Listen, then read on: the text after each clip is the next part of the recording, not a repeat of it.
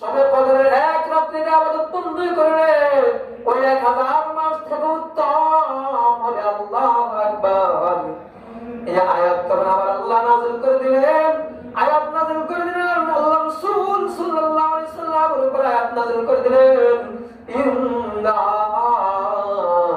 আনজালনাহু ফি লাইলাতিল কদরি ওয়া মা আদরাকা মা লাইলাতুল কদর।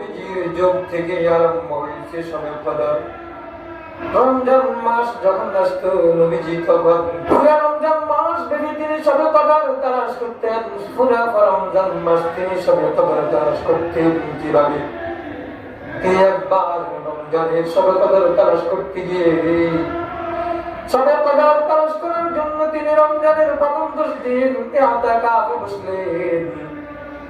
এরপরে তিনি শবে কদর তালাশ করার জন্য রমজানের দ্বিতীয় 10 দিনও তিনি ইতিকাফে বসলেন শবে কদর তালাশ করার জন্য। আল্লাহু আকবার। এরকম ভাবে ওই রমজান 10 দিনের মধ্যে তিনি স্বপ্ন দেখলেন। ওই নবীজি কি স্বপ্ন দেখাইলেন? নবীজি কি স্বপ্ন দেখাইলেন? ওই শবে কদর হইল, শবে কদর হইল রমজানের শেষ 10 দিন। রমজানের শেষ 10 দিনে, রমজানের শেষ 10 দিনে শবে কদর তিনাকে যখন স্বপ্ন যুগে দেখানো হইল, তখন তিনি কি করলেন?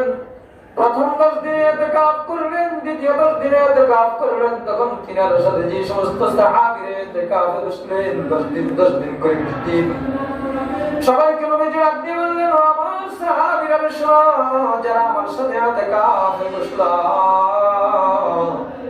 তোমরা সবাই শেষ 10 দিনও তোমরা সবাই ইতিকাফে বসো। তোমরা শেষ 10 দিন ইতিকাফে বসো।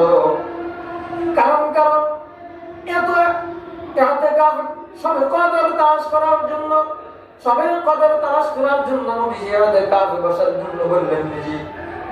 নবীজিও শবে কদর তালাশ করলেন প্রথম 10 দিন, দ্বিতীয় 10 দিন তালাশ করলেন। এরপরে এই শবে কদর তালাশের জন্য শেষ 10 দিনও তিনি মসজিদে ইতিকাফ বসবেন। আল্লাহু আকবার। শুধু শবে কদর তালাশের জন্য। এরকম ভাবে সাহাবীদের বললেন, শবে কদর যারা আমার সাথে বসছো, ইতিকাফে যারা বসছো, কদমে বসছো যারা ইতিকাফে, তারাও শেষ 10 দিন যাতে আমার সাথে ইতিকাফে বসে।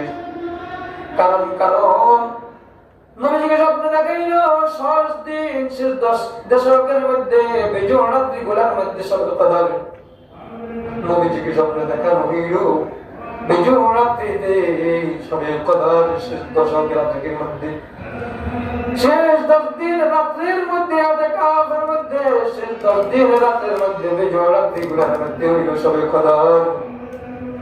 নবীজিকে নির্দিষ্ট করিয়া দেখানো হই শবে কদর দেখানো হয়েছে যে নির্দিষ্ট তারিখে নবীজিকে স্বপ্নে যোগে দেখানো হয়েছে যে শবে কদর কোন দিন। কিন্তু এই শবে কদরের বিষয় নবীজি ওই সাহাবীদের মাঝে, মানুষদের মাঝে আলান করার জন্য যখন নবীজি বের হইলেন, নবীজি যখন বের হলেন ওই শবে কদর বিষয় বলার জন্য, যখন নবীজি বের হলেন, ওই নবীজি যখন বের হলেন শবে কদর কোন রাত্রিতে এই কথা বলার জন্য যখন নবীজি বের হলেন, বের হওয়ার পর রাস্তার মধ্যে দেখলো কিছু ঝগড়া বিবাদের মধ্যে লিপ্ত হয়েছে। যখন নবীজি দেখলেন তাদের ঝগড়া, যখন দেখলেন তাদের মারামারি, যখন দেখলেন, ওই নবীজির অন্তর থেকে ওই শবে কদর নির্দিষ্ট রাত্রটা বলে দেওয়া হয়। আমার আল্লাহ নবীজির কলব থেকে বলে দেওয়া হয়, নবীজির কলব থেকে বুলাই দিয়েছে শবে কদর নির্দিষ্ট তারিখটা আমার আল্লাহ বুলাই দিয়েছে। সেই জন্য নবীজি বললেন, তোমরা শেষ 10 দিনের মধ্যে ইতিকাফ বসো, আর শেষ দশকের মধ্যে তোমরা শবে কদর তালাশ করো। ওই বিজুর রাত্রিগুলোর মধ্যে তোমরা শবে কদর তালাশ করো। কারণ শবে কদরে এমন এক রাত, শবে কদরে কেন তালাশ করবে? শবে কদর এমন এক রাত, আল্লাহু আকবার। শুনে কত আনন্দ দেখা। এরকম ভাবে এই রাত্রির মধ্যে ওই যে তোমরা ফেরেশতা, আল্লাহু আকবার, হযরত ইবনে আব্বাস রাদিয়াল্লাহু তাআলা আনহুর বর্ণিত, তিনি বলেন ইসরাফিল আলাইহিস সালাম, মিকাঈল আলাইহিস সালাম, ইসরাঈল আলাইহিস সালাম এবং জিবরাইল আলাইহিস সালাম এবং ফেরেশতাদেরকে সকল কাজ নিয়ে সুপর্দ করা হয়। তাদের সকলকে তাদের দায়িত্বগুলা বুঝাই দেওয়া হয়।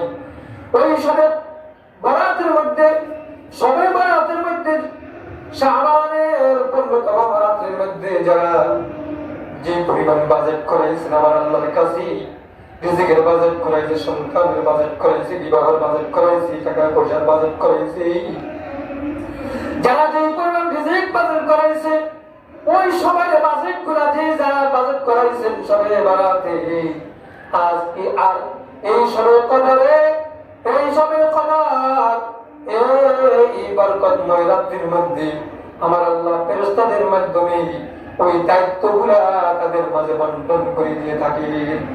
সবে কদর রাত্রিতে ফেরেশতাদের কাছে বন্টন করে দেয়। কারা কিভাবে ওই দায়িত্বগুলা বন্টন করে দেওয়া হয়, এই জন্য আল্লাহু আকবার। আর এরকম ভাবে হযরত ইবনে আবি হাতিম রাদিয়াল্লাহু তাআলা বর্ণিত নবী সাল্লাল্লাহু আলাইহি সাল্লাম একবার বনি ইসরাঈলের জৈনক মুজাহিদ, একজন মুজাহিদ সম্পর্কে আলোচনা করলেন। সে 1000 মাস পর্যন্ত লাগাতার অবিরাম জিহাদের ময়দানে মশগুল ছিল। আল্লাহু আকবার। কত বছর? 1000 মাস পর্যন্ত ওই বনি ইসরাঈলের এক লোক, তিনি জিহাদের ময়দানে ছিলেন। সে অবিরাম যুদ্ধ করতেন ইসলামের জন্য। আল্লাহর প্রেম, প্রীতি, ভালোবাসা, মুহাব্বতের দ্বীন কায়েমের জন্য তিনি লাগাতার 1000 মাস পর্যন্ত অবিরাম জিহাদের ময়দানে ছিলেন। আল্লাহু আকবার। কখনো তিনি অস্ত্র বিরত রাখেন না। যখন মুসলমানরা এই কথা শোনার পরে, যখন নবীজি মুসলমানদের মাঝে যখন ওই বনি ইসরাঈলের এই লোকটার কথা যখন বললেন, 1000 মাস পর্যন্ত তিনি যুদ্ধ করলেন মুসলমানদের, ওই লোকটা মুসলমানদের পক্ষ হইয়া, ইসলামের পক্ষ হইয়া 1000 মাস পর্যন্ত যুদ্ধ করলেন। আল্লাহু আকবার। আল্লাহর সন্তুষ্টির জন্য যুদ্ধ করলেন, দ্বীন কায়েমের জন্য যুদ্ধ করলেন। আল্লাহু আকবার। ওই ব্যক্তির কথা যখন নবীজি বললেন, এত নাকি অর্জন করলেন ওই বনি ইসরাঈলের লোকটা। আল্লাহু আকবার। আমার আল্লাহ ওই মানুষগুলা নবীজির এই কথা শুনে হতভম্ব হইয়া, আশ্চর্য অবস্থায় রইলেন। কি বলে 1000 মাস পর্যন্ত এই লোক জিহাদের মধ্যে ছিলেন, কি বলে? মুসলমানরা শুনে এই কথা শুনে আশ্চর্য যখন হয়ে গেলেন, হতভম্ব হয়ে গেলেন, তখন আমার আল্লাহ এরপরে নবীজির কাছে আয়াত পাঠাই দিলেন। নবীদের কাছে আয়াত পাঠাই দিলেন, ও নবী গো, আপনার উম্মতেরা আশ্চর্য হয়ে যায়। 1000 মাস পর্যন্ত ওই বনি ইসরাঈলের এক লোক আল্লাহর দ্বীন কায়েমের জন্য 1000 মাস পর্যন্ত জিহাদের ময়দানে ছিলেন, লাগাতার যুদ্ধ করেছেন। আল্লাহু আকবার। সাতার ইবাদতের কথা শুনে মুসলমানরা আশ্চর্য হয়ে যায়, আপনার সাহাবীরা আশ্চর্য হয়ে যায়। তখন এই আশ্চর্যটা দেখে আমার আল্লাহ সহ্য করতে পারে না। আমার আল্লাহ বলে যে শেষ নবীর উম্মতদের ইবাদত বন্দেগী ওই বনি ইসরাঈলের 1000 মাস পর্যন্ত ইবাদত বন্দেগী করার থেকে আপনার উম্মতেরা একদিন ইবাদত বন্দেগী করলে যে পরিমাণ সওয়াব হবে। আল্লাহু আকবার। 1000 মাস পর্যন্ত যে ব্যক্তি বনি ইসরাঈলের জিহাদ করে গেল আল্লাহর সন্তুষ্টির জন্য, আর আপনার বান্দাদের মধ্যে, আপনার উম্মতদের মধ্যে যে ব্যক্তি ওই এক রাত ইবাদত বন্দেগী করবে, ওই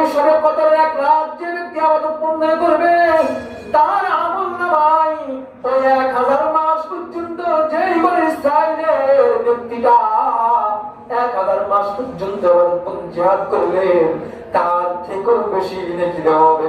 যে ব্যক্তি শবে কদরের রাতে ইবাদত বন্দেগি করবে ওই 1000 মাস থেকেও তার ইবাদতের সওয়াব বেশি হবে। বলেন সুবহানাল্লাহ।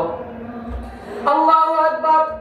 ওই 1000 মাস থেকে উত্তম হবে শবে কদরের এক রাত্রির ইবাদত বন্দেগি করলে ওই 1000 মাস থেকে উত্তম হবে। আল্লাহু আকবার। এই আয়াত তখন আবার আল্লাহ নাযিল করে দিলেন, আয়াত নাযিল করে দিলেন আল্লাহ রাসূল সাল্লাল্লাহু আলাইহি সাল্লামের উপর আয়াত নাযিল করে দিলেন, ইন্না আনজালনাহু ফি লাইলাতিল কদরি ওয়া মা আদরাকা মা লাইলাতুল কদর। আল্লাহ পাক রব্বুল আলামিন আয়াত নাযিল করে বলেন, আমি নাযিল করেছি শবে কদরের মধ্যে কিতাব কোরআন কারীমকে আমি শবে কদরের মধ্যে নাযিল করলাম। থেকে ওই লৌহে মাহফুজ থেকে আমার আল্লাহ পুরা কোরআন কারীমকে পুরা 30 পারা কি একত্রিত ভাবে লৌহে মাহফুজ থেকে বাইতুল ইজ্জত নামক দুনিয়ার আসমানে বাইতুল ইজ্জত নামক স্থানে আমার আল্লাহ কোরআন কারীমটা একসাথে নাযিল করেন। বলেন সুবহানাল্লাহ।